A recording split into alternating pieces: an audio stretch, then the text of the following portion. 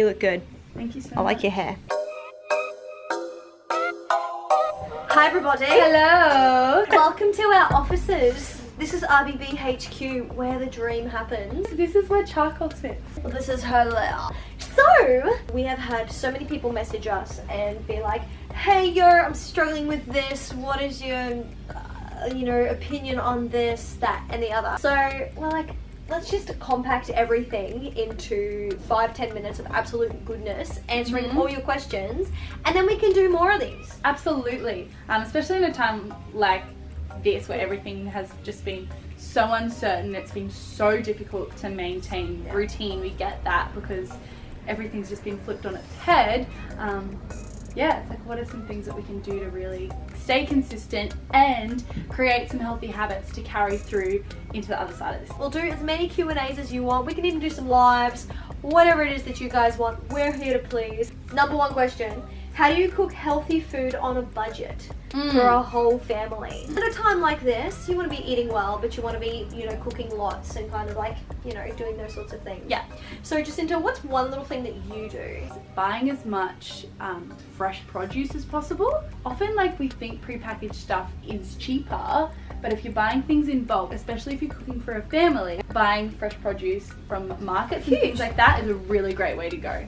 Salt's just fixing my pants up. That is the number one thing, is people are like, if I eat really, really fresh, it's gonna blow my budget, and it's absolutely not. The cheapest thing in my cart is always fruit and veg. Yeah. And also thinking of things that are gonna really fill it out. Eating seasonally.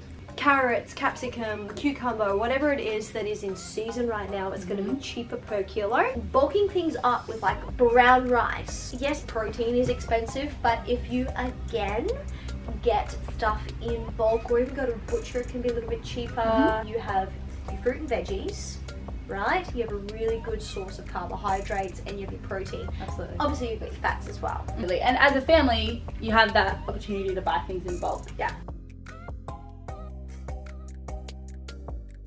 The next question is, how do you... Oh, thanks for this one, guys. How do you always look so good after training?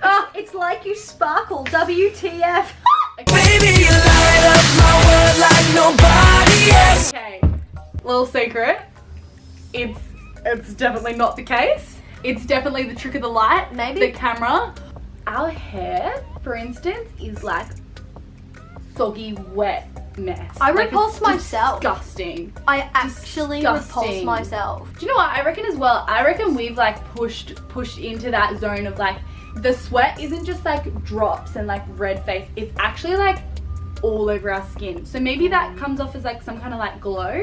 You know how sun glistens on the water, on smooth, that's what our skin is. Like a film. I look at her and she looks at me and we're like, well, that was a good workout.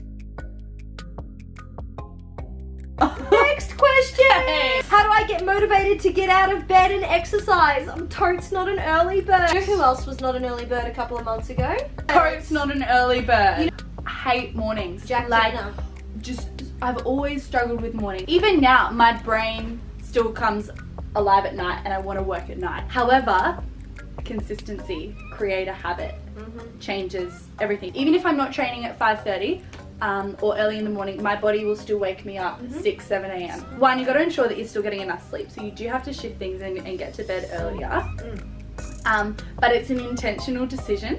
Generally takes 21 days to make a habit, so you've really just got to stick through those first 3 weeks, really push, do the hard yards there, and it will become easier. Also, accountability. I encourage you to buddy up with someone that perhaps is a morning person, because otherwise you can both fall into the same trap together. Nugget. Good thing about that is that's what we're here for. And remember the feeling of how good you feel when you get up and do it. It's tough. It's so rough to begin with.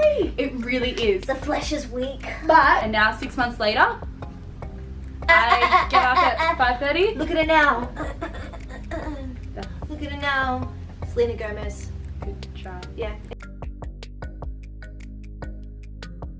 Next question. I want to go vegan, but I'm worried that it's not sustainable with exercising. Will I still feel good and get results on a vegan diet? I would say yes, you can absolutely do it. It's just you do have to be a little bit more intentional on getting your protein and things like that from other sources. Knowledge is key. Girls, real talk.